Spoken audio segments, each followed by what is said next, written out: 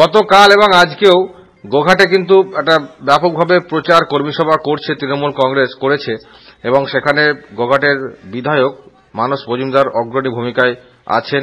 গতকালই আমরা একটা খবর করেছিলাম যে অনেকে বলছেন যে এই নির্বাচনটা মানস মজুমদারের কাছেও কিন্তু অনেকটা লিটমাস টেস্টের মতো অ্যাসিড টেস্ট, অর্থাৎ যদি এই রেজাল্ট খারাপ হয় তখন তার জবাব দিয়ে কিন্তু মানস মজুমদারকে করতে হবে, কারণ তিনি এসে নতুন করে সংগঠনটার হাল ধরেছেন। এবং যেটা বলা হচ্ছে যে এই যে লোকসভা নির্বাচন হচ্ছে সেখানে গোঘাটের উপর তৃণমূল কংগ্রেসের উপর প্রেসারটা অনেকটা বেশি, কারণ যিনি ক্যান্ডিডেট তপন কুমার রায় তার বাড়ি গোঘাটে, যিনি বিজেপির আরামবাগ জেলার সাংগঠনিক জেলা যেটা রয়েছে আরামবাগের তার যিনি সভাপতি বিমান ঘোষ তারও বাড়ি হচ্ছে গোঘাটে, এবং বিজেপির আরো অনেকেরই বাড়ি অসিত কুণ্ডু থেকে শুরু করে অনেকের বাড়ি কিন্তু এই গোঘাটে। অর্থাৎ এবং আরো একটা বিষয় যে বাম বিধায়ক হিসেবে যিনি ছিলেন বিশ্বনাথ কারক তিনি বিজেপিতে এসছেন, সুতরাং তারও একটা যে প্রভাব পড়বে ভোট বাক্সে সেটা কিন্তু পরিষ্কার।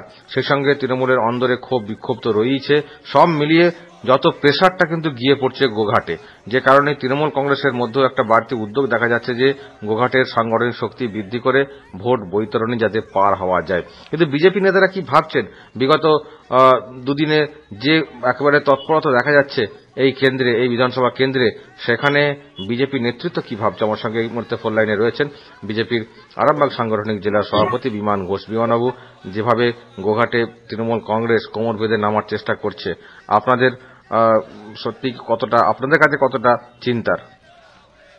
দেখুন, প্রথমেই আরামবাগ টিভি দর্শকদের আমি নমস্কার জানাই। আজকে যে কোশ্চেন আপনি করছেন, গোঘাটে কর্মী সভা হচ্ছে, ওখানে মিছিল হচ্ছে, প্রচার হচ্ছে, সব ঠিক আছে, করছে ওনাদের কার্যক্রম, রাজনৈতিক কার্যক্রম। এমএলএ আছেন মানসবাবু, উনি করছেন, ঠিক আছে, এটা কোনো অসুবিধা নেই।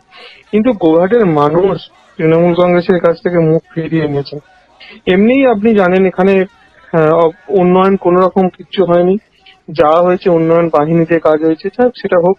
তো এখন মানুষের কাছে আপন হচ্ছে যে বহিরাগত এমএলএ, বহিরাগত এমপি আমাদের আর চায় না।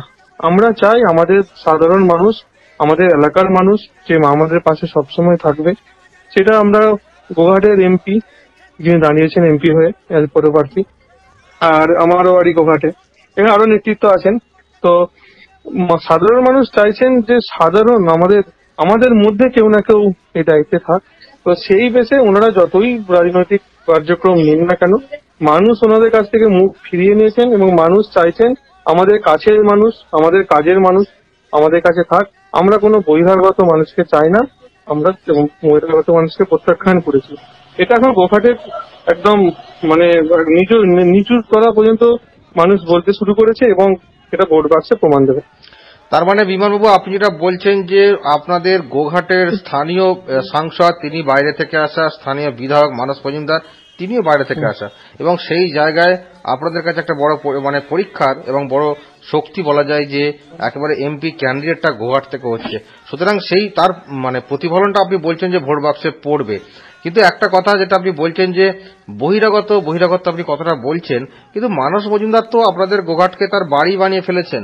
অপরূপা পোদ্দার তিনিও তো বলেন যে আরামবাগ আমার দ্বিতীয় বাড়ি, সুতরাং বাড়ি আদি ঠিকানা হয়তো অন্য জায়গায় হতে পারে, কিন্তু তারা তো অনেকটা সময় দিচ্ছেন, বিশেষ করে ভোটের সময় তো ভালোই সময় দিচ্ছেন এখানে। দেখুন, মানুষের কাছে সারা বছর থাকতে হয়, শুধু ভোটের সময় থাকলে হয় না। ওনারা ভোটের সময় আসেন মানুষের কাছে। হ্যালো, হ্যাঁ বলুন। ওনারা ভোটের সময় আসেন মানুষের কাছে ভোট চাইতে, যেই ভোট কেটে যায় ওনাদের আর 5 বছর দেখা মেলে না।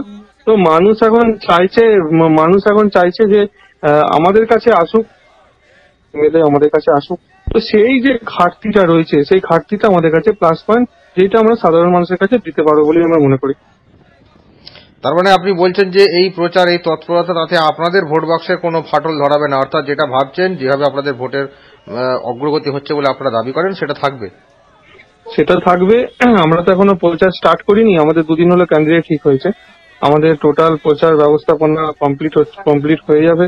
আগামী বৃহস্পতি কিংবা শুক্রবার থেকে আমরা পুরো আরামবাগ লোকসভা জুড়ে প্রচারের ঝড়টা দেবো এবং এমন ঝড় তুলবো সেই ঝড়ে তৃণমূল কংগ্রেসের পাটা মাটিতে পর্যন্ত থাকবে কিনা সন্দেহ আছে। দেখা যাক, আমরা অনেক বেশি আত্মবিশ্বাসী, সেই তার প্রতিফলন বা বাস্তবে রূপ কতটা দেখা যায় সেটা কিন্তু আমাদের দেখার বিষয় রয়েছে। অবশ্যই রেজাল্ট পর্যন্ত অপেক্ষা করতে হবে। অসংখ্য ধন্যবাদ বিমান ঘোষ, বিজেপি নেতা, আমার সঙ্গে এতক্ষণ ফোন লাইনে ছিলেন।